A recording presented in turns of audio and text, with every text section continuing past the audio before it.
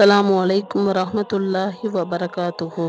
குர்ஆன் கூறும் முன்னறிவிப்பில் ஒரு அறிவிப்பாக ஃபிரவுன் கடலில் மூழ்கடிக்கப்பட்டது என்பதை பற்றி பார்ப்போம். பல்லாயிரம் ஆண்டுகளுக்கு முன் கடலில் மூழ்கடிக்கப்பட்ட ஃபிரவுன் என்பவனது உடல் பாதுகாக்கப்பட்டுள்ளது என்று குர்ஆன் முன்னறிவிப்பு செய்துள்ளது. அல்லாஹ் திருமறையில் கூறும்போது, உனக்கு பின் வருவோருக்கு நீ சான்றாக இருப்பதற்காக உன் உடலை இன்று பாதுகாப்போம் என்று கூறுகிறான். அழிக்கப்பட்ட ஃபிரவுனின் உடலை எடுத்துக்காட்டாக ஆக்கியுள்ளோம் என்று இந்த வசனத்தில் இறைவன் கூறுகிறான். ஃபிரவுனின் உடல் பிற்காலத்தில் கண்டுபிடிக்கப்படும் என்பதால்தான் அவனது உடலை பாதுகாத்து வைத்திருப்பதாக இறைவன் கூறுகிறான். பண்டைய எகிப்தியர்கள் இறந்தவர்களின் உடலை பாதுகாப்பதற்காக உரிய ரசாயனங்களை பயன்படுத்தி ஒரு பெட்டியில் உடலை வைத்து மூடுவார்கள். இவ்வாறு பாதுகாக்கப்படும் உடல் மம்மி எனப்படுகிறது. பிறகு அதன் மேல் பிரமிட் எனும் கோபுரத்தை அமைப்பார்கள்.